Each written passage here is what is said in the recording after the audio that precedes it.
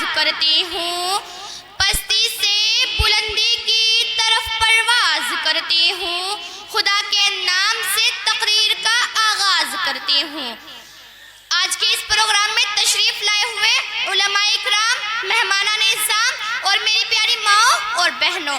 آج مجھے جس موضوع پر لب کشائی کرنے کا موقع ملا ہے اس کا عنوان ہے سیرت النبی صلی اللہ علیہ وسلم۔ سرمایہ حیات ہے سیرت رسول کی، سرمایہ حیات ہے سیرت رسول کی، فلاح کائنات ہے سیرت رسول کی۔ بنجر دلوں کو آپ نے سیراب کر دیا، بنجر دلوں کو آپ نے سیراب کر دیا، ایک چشمہ صفات ہے سیرت رسول کی۔ صدر علی وقار، یہ وہ موضوع ہے جس کو بیان کیا جائے، ساری دنیا کے درختوں کو قلم بنا دیا جائے، ساری دنیا کے سمندروں کو روشنائی بنا دیا جائے، زمین سے آسمان تک خلا کے ہر حصے کو اوراق بنا دیا جائے، تو پھر یہ بھی تو گمان ہو سکتا ہے کہ دنیا کے سارے قلم ٹوٹ جائے، زمین سے آسمان تک خلا کا ہر حصہ پر ہو جائے، مگر سیرت مصطفیٰ صلی اللہ علیہ وسلم کا ایک باب بھی پورا نہ ہوگا۔ ہو گئی زندگیاں ختم قلم ٹوٹ گئے، ہو گئی زندگیاں ختم قلم ٹوٹ گئے، پر تیرے اوصاف کا ایک باب بھی پورا نہ ہوا۔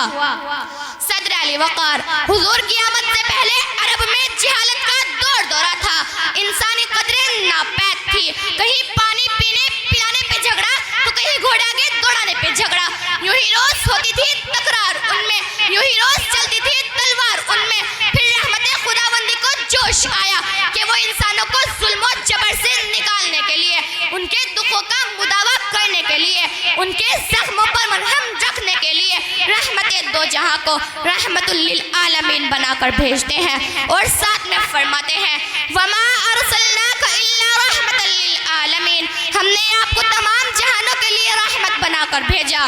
میرے نبی سخاوت میں سب سے زیادہ سخی تھے، میرے نبی بولنے میں سب سے زیادہ شفیق تھے، میرے نبی جرأت میں سب سے زیادہ جری تھے، وہ ہمیشہ سچ بولنے والے لوگوں کا ساتھ دیتے تھے، وہ لوگوں کی مدد کیا کرتے تھے، اور جو کوئی بھی میرے نبی کو دیکھتا تھا مرعوب ہو جاتا تھا۔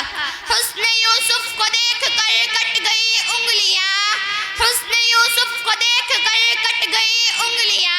لاکھوں نے جان دی ہے میرے مصطفیٰ کے واسطے۔